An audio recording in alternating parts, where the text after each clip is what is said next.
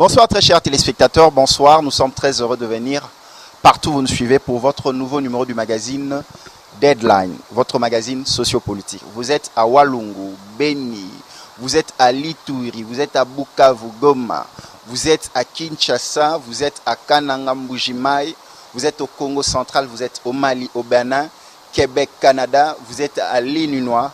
Nous vous saluons, soyez le bienvenu.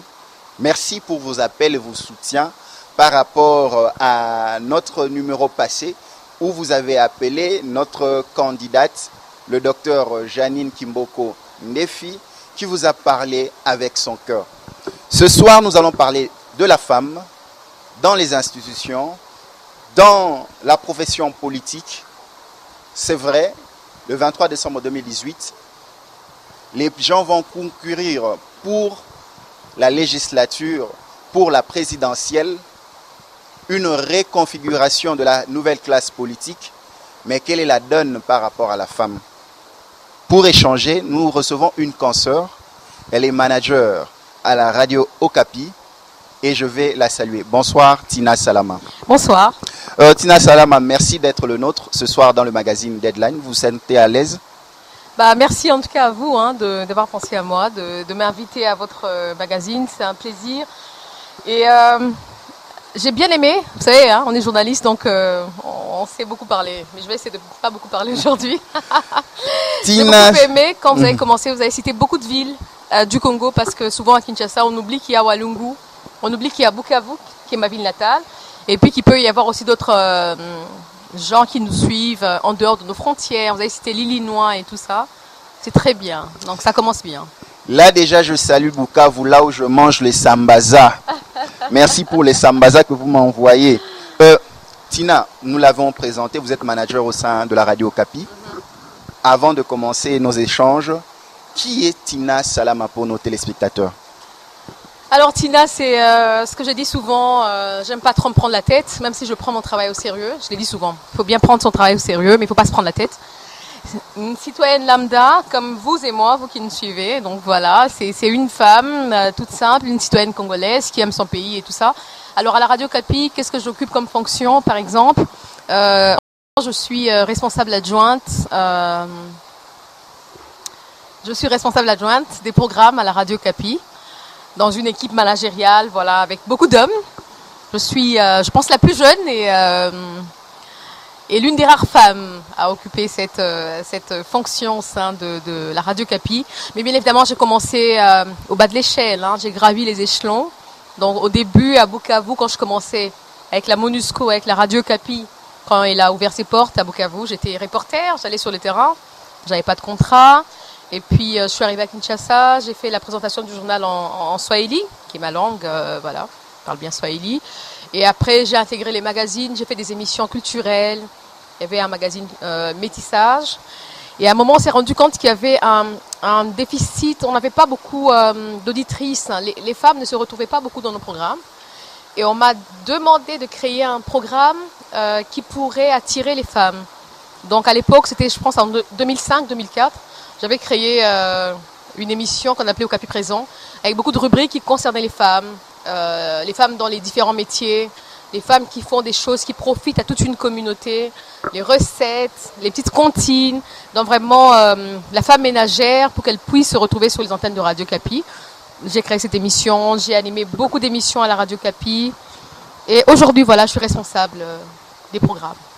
Voilà, et là je salue les femmes courageuses qui travaillent à Radio Famophone et Radio Mendeo que j'ai visité personnellement. Mendeo, c'est Avançons, voilà.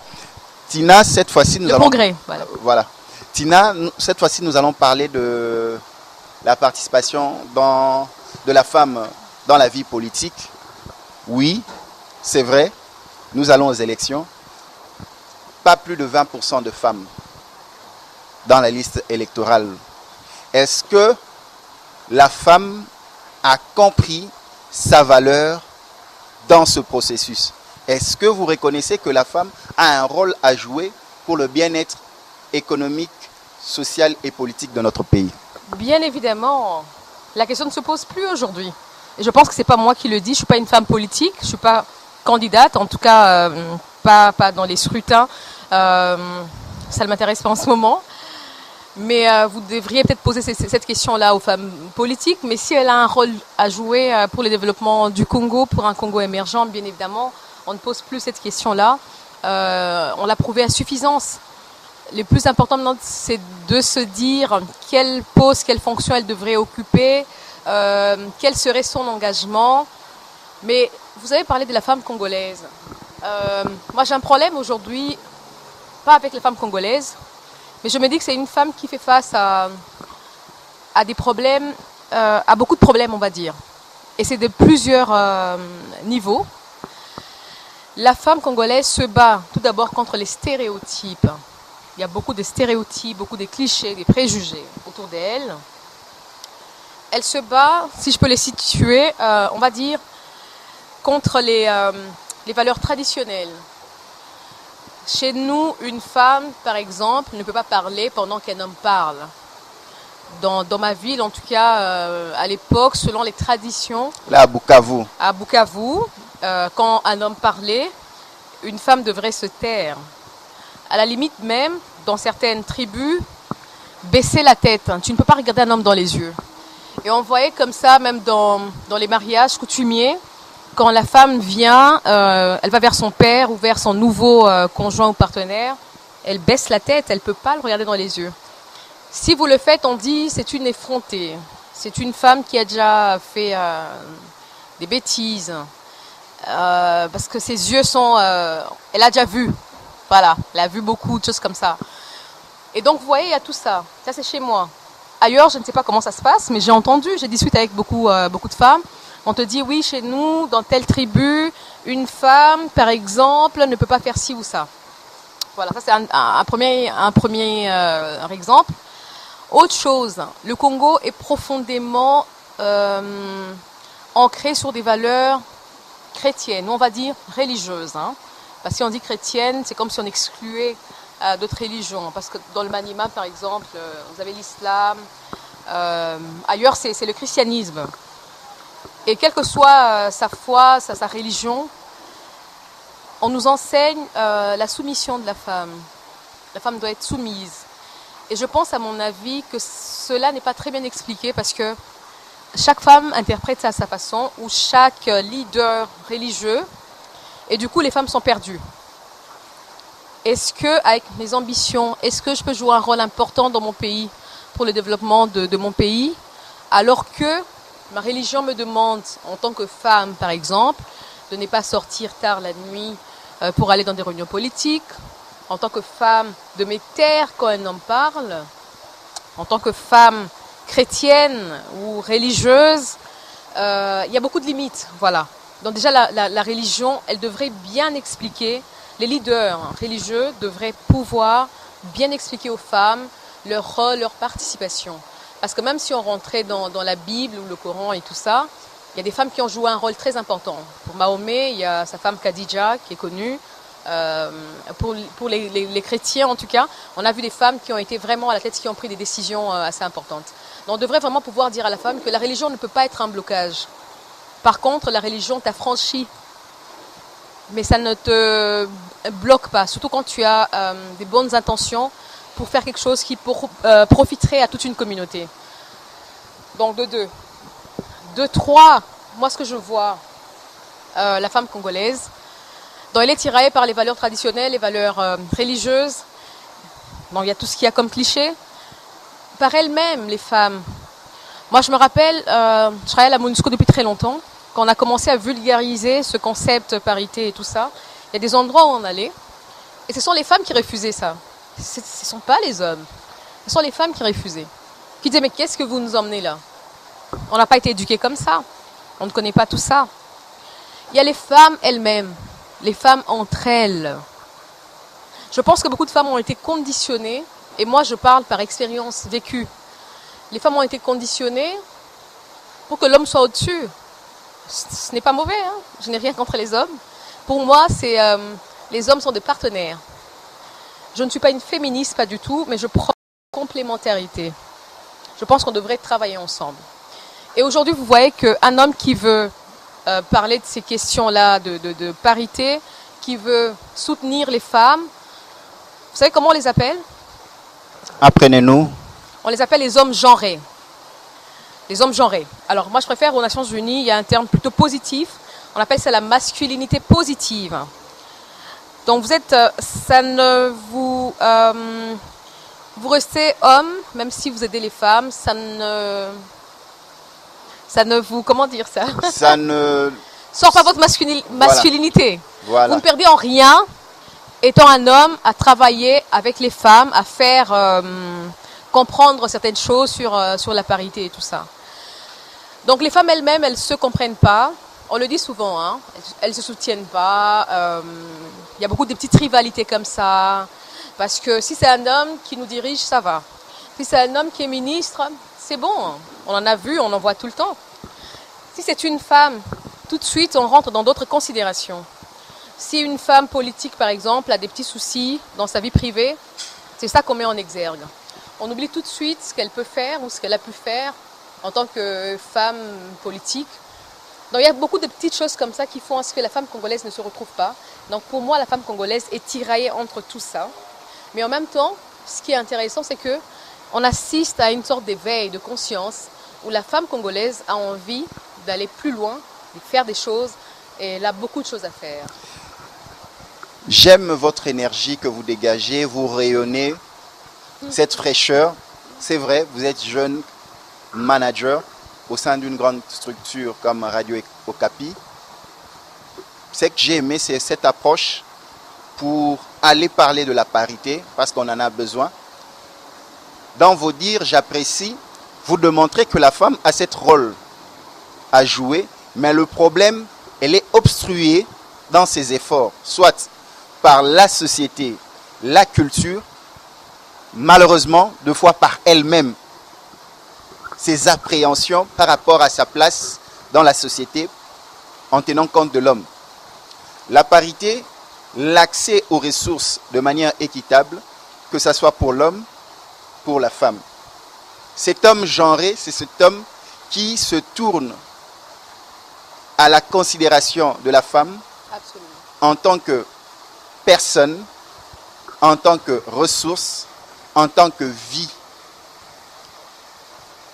Aujourd'hui, nous nous posons cette question. Est-ce que la femme est suffisamment impliquée pour aller vers les postes de décision? Nous avons eu les élections, 2 élections dans ce pays. La femme n'était pas souvent représentée. Mais c'est cette femme qui mobilise pour l'homme au sein des partis politiques. La femme va haranguer les foules, haranguer les femmes. Boya awa, papa moi au lobela biso, il faut abima député. Boya awa, marambu boye au salama. Mais quand il faut maintenant récompenser cette femme qui va pour mobiliser pour d'autres personnes, mais cette femme est restée en arrière. De votre optique de femme de médias, parce que vous êtes femme, vous avez cet aspect de peindre la société. Qu'est-ce qu'il faudrait à cette future femme qui va s'engager en politique en tant que candidat député, en tant que candidat président, cette femme qui va concourir pour des postes de responsabilité au sein des institutions de l'État, cette femme qui veut accéder à des postes de décision au sein des structures privées, quelle est l'armure que la femme doit se revêtir pour faire face à cela?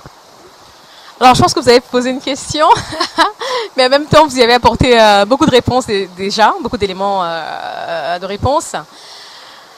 Effectivement, cette femme, elle fait... Là, vous me parlez de la femme et de la politique. C'est vrai que ce n'est pas mon domaine. Je vais dire ce que je pense et je ne voudrais pas que ça fasse d'amalgame. Voilà, c'est mon point de vue. Vous venez ici en femme libre, voilà, et indépendante. J'aime bien la liberté. Voilà. Et donc, pour moi, cette femme, le départ est déjà assez biaisé. C'est mal parti au départ. Vous en avez parlé. Dans les partis politiques, quels sont les rôles des femmes? C'est pour haranguer la foule, c'est pour tenir à la limite le budget du parti, hein, c'est pour réunir d'autres personnes, de petits rôles comme ça.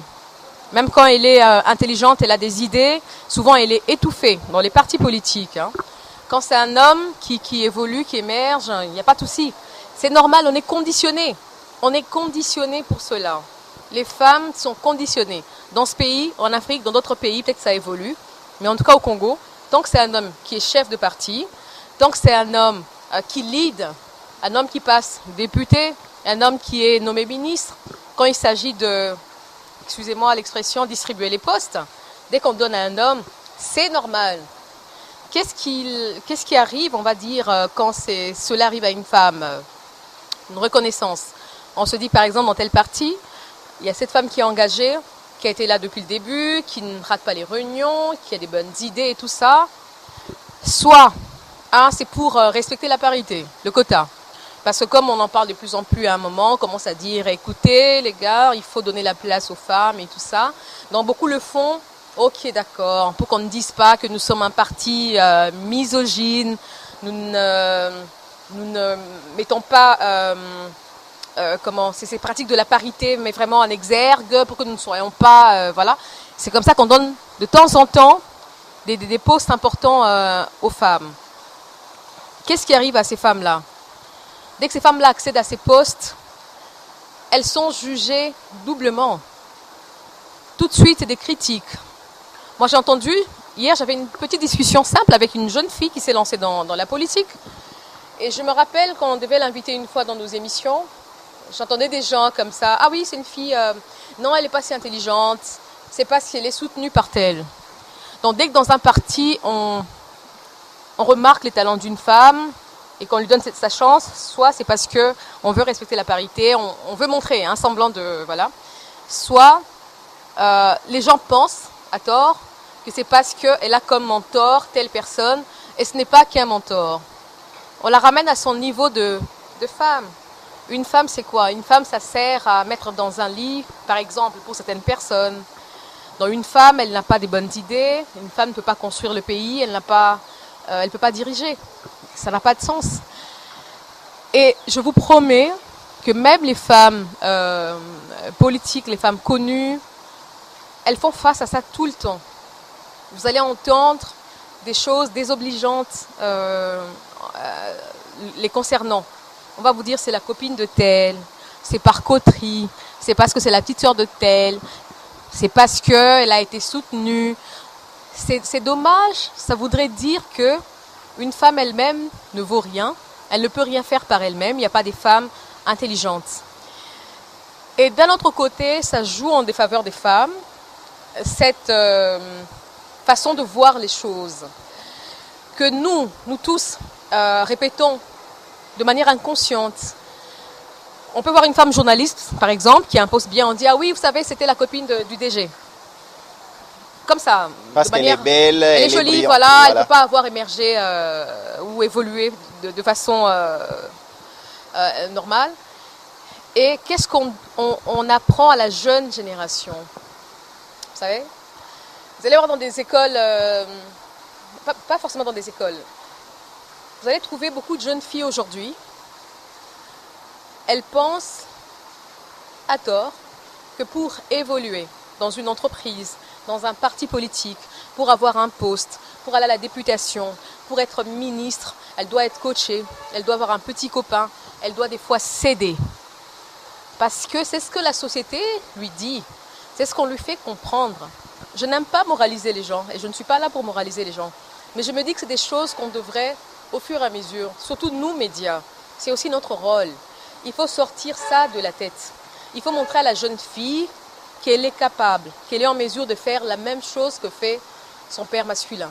Et nous ne sommes pas en guerre contre les hommes. Nous sommes en guerre contre tout ce qu'il y a comme stéréotype, comme cliché contre les femmes. Et beaucoup de jeunes filles aujourd'hui, même si elle est intelligente, quand elle va à un entretien d'embauche, qu'est-ce qu'elle veut tout de suite? Être très belle. Elle veut avoir des cheveux comme ça, maquillée comme... parce qu'elle pense que son apparence va beaucoup jouer. Et vous savez, ça n'existe pas seulement au Congo. Au Canada, je lisais, il y a des sondages qui ont été faits il y a quelque temps sur les femmes qui accèdent à des postes de responsabilité, les femmes CEO, la féminisation des conseils d'administration. Et on a fait un sondage, une enquête, on a posé des questions aux femmes. est-ce que vous pensez que vous, en tant que personne féminine, est-ce que ça joue lors d'un entretien d'embauche? Vous serez surpris, au Canada, en tout cas, je pense plus de 50%, on me dit que oui, le fait que je sois femme m'a servi. Vous voyez? Donc, il y a beaucoup de filles encore dans ce pays, beaucoup de femmes peut-être, qui pensent que pour évoluer, elles doivent faire des concessions, mais dans le mauvais sens. Non, allez-y avec votre tête. Je le disais encore une fois dans un groupe de jeunes, au-delà de la couche de fond de teint que vous mettez sur votre visage, il faut que le fond soit intéressant. Autant le rouge à lèvres, il est beau, mais que quand vous ouvrez la bouche, qu'il y ait des belles choses qui sortent de votre bouche. Les talents, c'est très bien, mais que vous soyez aussi à la hauteur. Les talents, vous savez, ça donne de la grandeur, de la hauteur. On est bien quand on est perché sur des talons. On se sent femme, féminine. Mais il faut que dans vos têtes, que vous soyez aussi grande, que vous soyez sûre de vous. On doit apprendre, et cela doit commencer dès le bas âge. On doit éduquer nos enfants, garçons comme filles. Je ne vois pas, mais vraiment, chers collègues, pourquoi j'irai moi dans une école de journalisme. J'aurai un bac plus 5, licencié en journalisme, moi par exemple, journalisme politique extérieur. J'ai un collègue masculin qui a fait la même chose. Pourquoi il aurait plus de chance? Pourquoi il mérite plus que moi? Dites-moi. Simplement parce qu'il est homme. Ça veut dire que moi, mon cerveau, il est atrophié, mon cerveau, il est petit parce que je suis femme. Il faut arrêter ça. Donc, c'est des choses c'est des valeurs qu'on doit inculquer.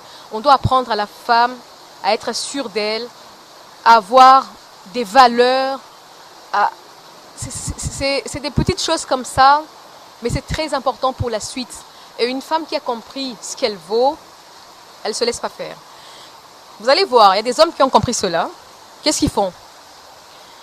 Quand ils tombent sur une femme intelligente qui est sûre d'elle, qu'est-ce qu'on dit d'elle? Ah ouais, elle sous moi cité.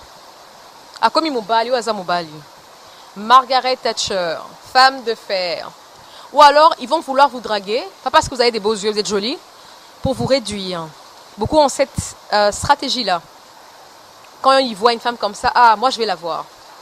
La voir, pas parce qu'elle me plaît forcément, mais parce que comme elle se fait passer pour une femme forte, intelligente, je vais la réduire à son niveau de femme. Allez, moi je sors avec toi si en tant qu'homme tu me plais, tu m'intéresses. Je vois en toi quelque chose qui pourrait me faire avancer. Par exemple, je demande aux femmes de ne pas aller avec un homme parce qu'elles pensent que cet homme-là va l'aider à avoir une position en plus dans une entreprise, va l'aider à avoir un poste dans un parti politique. Et les hommes, faut pas, parce que c'est une femme intelligente, bien qu'il y ait des ambitions, forcément on doit avoir peur d'une telle femme. Il faut arrêter ça, c'est des stéréotypes. Qu'est-ce qui ferait qu'une femme puisse aller plus loin? Selon moi, une femme qui a le soutien de son partenaire. Je parle de partenaire parce que on peut pas dire pas nécessairement marié, non. Vous pouvez avoir un copain, un petit ami, un ami. Oui, parce qu'il y a des jeunes filles qui sont encore à l'université, qui ont peut-être un fiancé, d'autres qui ne sont pas mariées, qui ont un partenaire, voilà. Donc on va pas. Un partenaire qui le permet d'avancer. Exactement. Si un homme comprend vos ambitions, et il faut l'expliquer de manière simple, il ne faut pas vouloir s'imposer. Parce qu'avec le mouvement, avec le féminisme, souvent on s'y prend très mal. Et quand les gens veulent venir avec beaucoup de force, on fait face forcément à une résistance. Si on y va mollo, on explique calmement. Moi j'ai des ambitions en tant qu'être humain, tout simplement. Je voudrais par exemple devenir CEO de mon entreprise, chef d'entreprise, parce que j'ai fait des études parce que j'ai l'ancienneté, parce que j'estime avoir les compétences. Si j'ai un homme qui comprend cela, qui me soutient, mais on va faire des exploits. Voilà. Et qu'on arrête de penser qu'une femme qui a des ambitions est une mauvaise femme. Même en politique, on l'entend. Ah bah c'est une femme qui est libre, elle n'est pas mariée, par exemple. Ah, elle n'a personne. Ah oui, si, elle est là, c'est parce qu'il y a elle. C'est des préjugés qui nous réduisent vraiment, qui nous tirent vers le bas. Tina Salama, nous vous suivons avec beaucoup d'attention et beaucoup d'intérêt. Parce que nous le sentons, c'est une femme qui parle avec son cœur, qui se livre. Et ça, c'est très intéressant. Parce que vous impactez ceux qui vous suivent. Tina Salama, vous avez fait, dans vos études, comme vous venez de le dire, de journalisme, vous avez fait le journalisme en politique extérieure. Sur le plan extérieur, quelles sont ces femmes politiciennes auxquelles les femmes congolaises peuvent s'identifier? Et vous allez me faire aussi cet exercice pour les femmes congolaises, parce qu'on ne va pas dire qu'au Congo, il n'y a pas de femmes fortes en politique. Ah, je sais pas, hein, ça dépend. J'ai l'impression que ici, par exemple, quand on parle de Margaret Thatcher, une femme qui a vraiment impacté sa société, on va dire sa communauté, c'est plutôt péjoratif, ce qui est dommage. Elle avait un compagnon à la maison, c'était une femme. Elle avait une vision pour l'Angleterre, elle a fait ce qu'elle devait faire, incomprise, certes, mais c'était une femme forte. Et des fois, je pense que, peut-être aussi à son époque, comme c'est encore le cas aujourd'hui, ça n'a pas beaucoup évolué. Avec une femme qui est Premier ministre en Angleterre aujourd'hui. Theresa May. Theresa May, qui fait face à beaucoup de problèmes avec le Brexit ainsi et tout de ça, suite. mais elle voilà. a ses idées. Donc je pense que Margaret Thatcher a été peut-être incomprise et que une femme, malheureusement, dans notre société, quand elle veut se faire respecter, quand elle veut faire passer ses idées, elle doit être un peu dure. Parce qu'elle fait des efforts doubles. On lui demande plus que ce qu'on demande à son collègue masculin, par exemple. Et donc, du coup, beaucoup des femmes se dénaturent. Mais au fond, ça reste la femme, c'est la tendresse. La femme, c'est la mère, c'est la sœur, c'est l'épouse. La femme, elle a un cœur gros comme ça. Mais quand elle arrive à ce niveau-là de responsabilité, on veut lui montrer que peut-être qu'elle ne mérite pas, peut-être qu'elle ne comprend pas bien les choses. Et donc, du coup, elle devient sévère. Elle doit dire les choses de manière peut-être très dure. Et on dit, voilà, ce n'est plus une femme, c'est devenu un homme. Comment ça se fait? En Éthiopie, par exemple, je prends l'exemple, nous avons une femme qui est présidente de leur parlement aujourd'hui. Et quand nous prenons d'autres exemples de femmes, il y en a plusieurs. Nous revenons ici en RDC. Angela Merkel, regardez, voilà, par exemple. Angela Merkel pendant autant d'années. Mais vraiment, elle, je pense que c'est la fermeté dans la douceur. Quand vous la voyez, c'est une dame posée, c'est une maman, une femme d'un certain âge. Avec des enfants, de nombreux enfants. Hein. Et puis d'un certain âge. Oui, oui. Et puis c'est une femme qui, son apparence, ce n'est pas ça qui l'intéresse d'abord, c'est ce qui sort de sa tête. Mais elle s'impose, mais de manière ferme, mais très calme. C'est ce que j'appelle les femmes à faire. Il ne faut pas y aller de manière brutale comme ça. Ce n'est pas un ring de boxe. On n'est pas en train de se battre avec qui que ce soit. On veut faire passer nos idées. On veut montrer que nous sommes des êtres à part entière, que nous avons quelque chose à apporter dans la société, que nous voulons construire autant que vous, les hommes. Donc il n'y a pas qu'Angela Merkel. Il y a en Australie, je me rappelle, Australie ou Nouvelle-Zélande, je ne sais pas si je me trompe, récemment à l'Assemblée générale des Nations Unies, une femme qui est venue ministre ou Premier ministre, avec son bébé, qu'elle a allaité, elle a été fortement critiquée. Que c'était une féministe qui voulait montrer que voilà, elle voulait faire passer un message. Mais non, elle est mère aussi. Elle a un bébé de 3 mois. Mais elle a des exigences professionnelles. Donc elle devait s'exprimer. Mais elle a son bébé qui pleure, qu'elle allaite encore à 3 mois. Qu'est-ce qu'elle fait? Elle sacrifie le bébé, elle sacrifie son speech qui est attendu. Elle est venue avec son bébé. Mais elle a été critiquée. Il faut arrêter. N'oubliez pas que nous sommes... Mais critiquée par qui? Par les hommes? Pas forcément les hommes, même les femmes. Vous serez surpris que les femmes sont les plus dures. Moi, ça, je l'ai dit tout le temps. Et si je devrais avoir un combat dans ce sens-là, moi, je commencerai par les femmes. J'ai vu des femmes rejeter la parité. Ah non, nous, ça, emmenez ça ailleurs. Nous avons des valeurs religieuses. C'est pas pour nous ça. Les femmes sont très dures envers d'autres femmes. Quand elles voient une autre femme évoluer, d'ailleurs, elle ne mérite pas. Elle n'est pas si intelligente que ça. Est-ce que vous ne connaissez pas son histoire? Les femmes, elles sont terribles, mais vraiment très sévères entre elles. Et je pense que ça profite à qui pendant ce moment-là? Ça profite à l'homme. Les hommes, des fois, ils regardent comme spectateurs en train de rire. Ils disent, mais vous vous trompez de cible. Et comme je l'ai dit au début, c'est à plusieurs niveaux. C'est la société, c'est la religion, c'est d'autres femmes, alors que d'autres pensent que ce sont les hommes. Non. Notre combat... Si on a un, ça ne devrait pas être contre les hommes. Je pense que les choses vont se mettre en place de manière très simple, très facile, si nous remontons ou si nous arrivons à vaincre tous ces petits combats de départ déjà. Nos félicitations à toutes ces femmes fortes, qu'elles soient de la majorité ou de l'opposition. Là, je vois Chantal Safou, je vois Ange Lukiana, je vois Madame Moufankolo, je vois Léonie Kandolo, Angèle Makombo, je vois la nouvelle génération qui est en train de venir, les Annie Modi, je vois les Sylvie Kambaza, tous, on leur félicite, mais la lutte doit continuer pour que la femme retrouve sa place de noblesse dans la société, parce que c'était elle qu'on appelait la nuit porte conseil. Parce que l'homme, en tant que chef, prend des décisions, il ne trouve pas de solution. Quand il entre dans sa chambre la nuit, c'est la femme qui est la première conseillère qui prend maintenant les bonnes décisions pour la gestion de la cité. Et d'où l'adage, la nuit porte conseil, parce que c'est la femme qui donne conseil quand tout est calme. C'est très bien, c'est très beau ce que vous dites. Mais je pense que on pourrait inverser les rôles aujourd'hui. Tout à fait. Je voudrais que vous me disiez aussi que derrière chaque grand homme, c'est ce qu'on dit, derrière chaque grand homme, il y a une femme. Mais j'aimerais qu'on puisse arriver aujourd'hui à dire, derrière une femme qui a des compétences, qui a des ambitions, qui fait quelque chose qui impacte à sa communauté, à sa société, il y a un homme. Moi, je voudrais que le soir, quand on dit que la nuit porte conseil, que ce soit mon homme qui me dise, voilà, fais ceci, fais cela. Qu'il soit peut-être dans mon ombre. Que la femme ne soit pas seulement dans la chambre de l'homme à l'attendre la nuit, à lui donner des conseils, des bons conseils, soit dit en passant. Je voudrais que cette femme soit au devant de la scène aussi.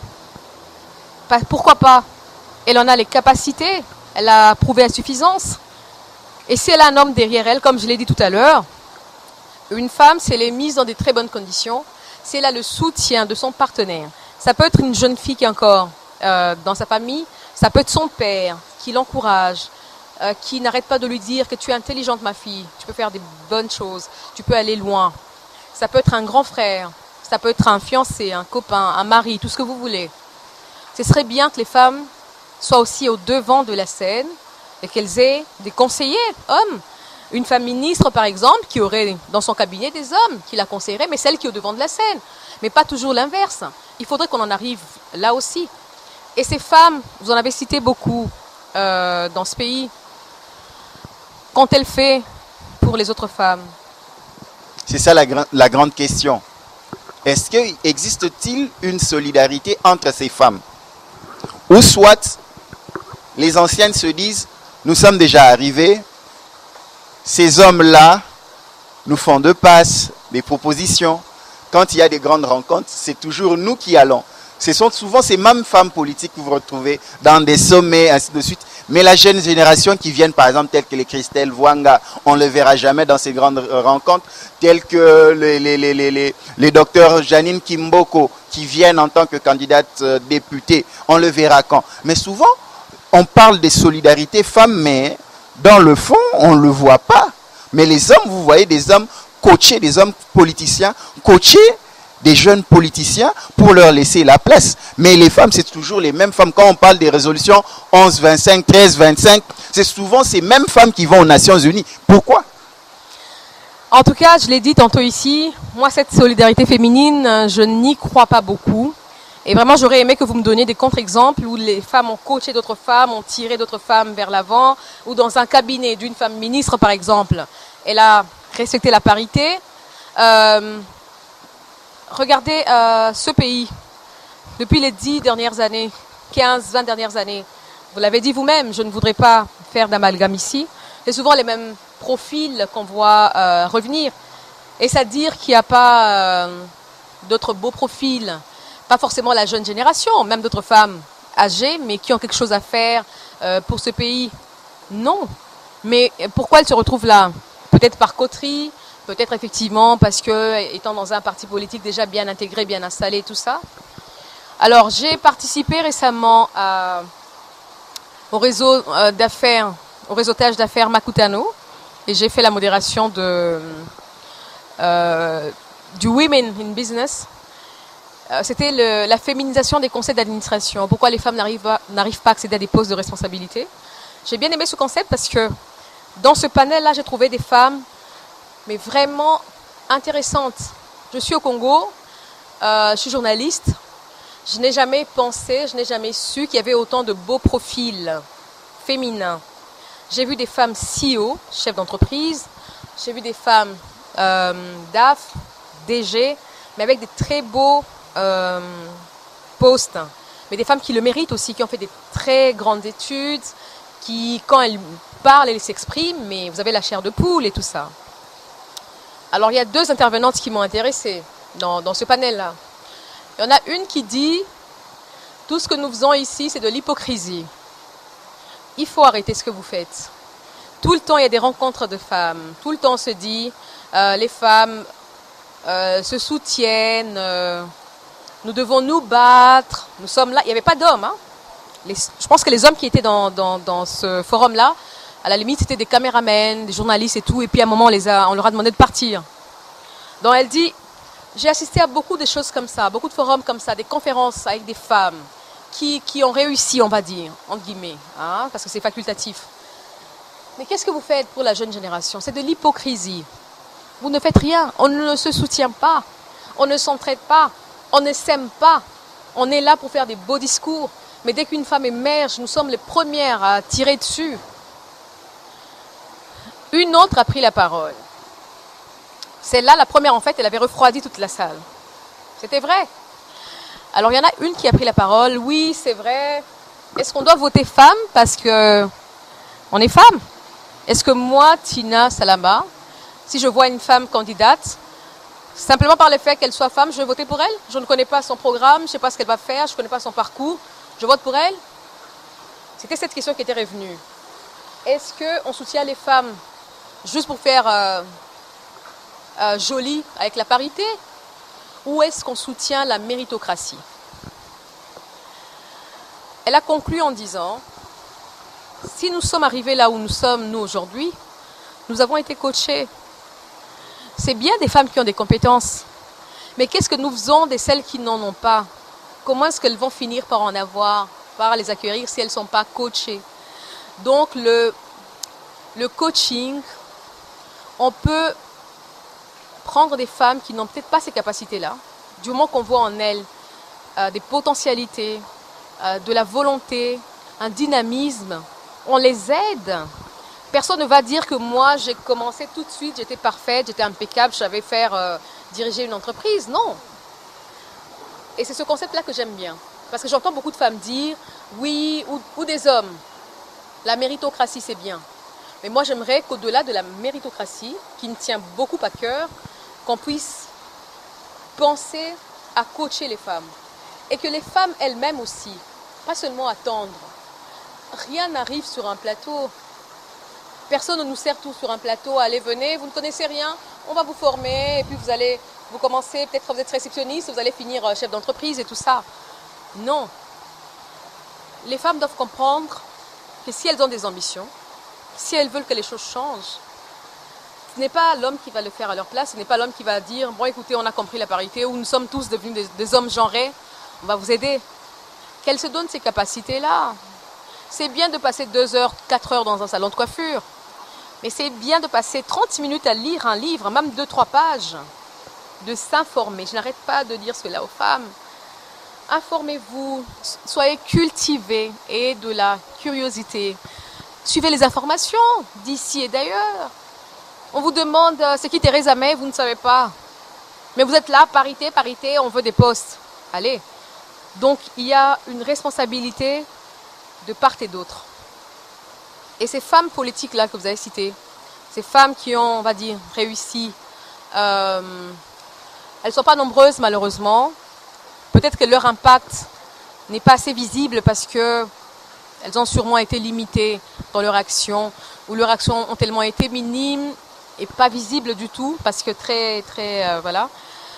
Elles devraient faire quand même des efforts pour soutenir d'autres femmes et ne pas oublier que quand on a un poste à responsabilité, ce n'est pas pour dominer, ce n'est pas pour faire la fière, la grande dame. Vous avez 10 jeunes filles qui tiennent, il y en a une qui tient votre sac, une pour vous maquiller, des gens qui sont dans votre suite parce que vous devez dominer.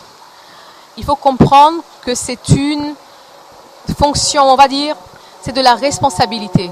Donc les femmes qui ont réussi, qu'elles n'oublient pas que c'est une responsabilité, on attend beaucoup d'elles et que ce n'est pas tout simplement parce qu'on veut les voir dans des belles voitures, bien sapées à la télévision, comme vous dites, tout le temps, les Nations Unies sont les mêmes qui partent et tout ça. Elles ont une grande responsabilité envers toute une génération. Voilà, là, nous avons reçu pour vous Tina Salama, manager à la radio Okapi, avec elle les échanges étaient fournis et très intéressants. Nous avons compris que c'est une femme qui parle avec son cœur. Dans sa vision, dans sa position de femme de médias, elle essaye de dépeindre cette société à la lumière de la politique. Quelle était la place de la femme? Tina Salama a parlé avec son cœur. Nous soutenons des femmes telles que Marie-Ange Moufonkole, qui a démontré l'implication de la femme. Nous soutenons des femmes telles que Madame Massoudi, excusez-moi le nom, secrétaire générale de l'MLC, pour le combat de la femme qui veut démontrer qu'elle ne reste pas en marge. C'est ça le rôle de la femme, cette femme qui attire l'autre. C'est vrai, nous allons vers les élections, mais avec quel genre de femme? Tina, nous tendons déjà vers la fin de notre entretien si riche, où vous avez parlé de avec votre cœur à cette femme congolaise. Qu'est-ce que nous pouvons retenir de Tina Salama dans Deadline, dans ce numéro de Deadline? Vous voulez que je vous parle de moi en tant que personne? Non, en tant ou que personne, oui, en tant que femme, qu'est-ce qu'on va retenir de Tina? Qu'est-ce que les téléspectateurs peuvent retenir de tout ça que vous avez dit? Voilà, moi ce que je dirais en tout cas aux gens, aux hommes et aux femmes, les femmes sont des êtres à part entière.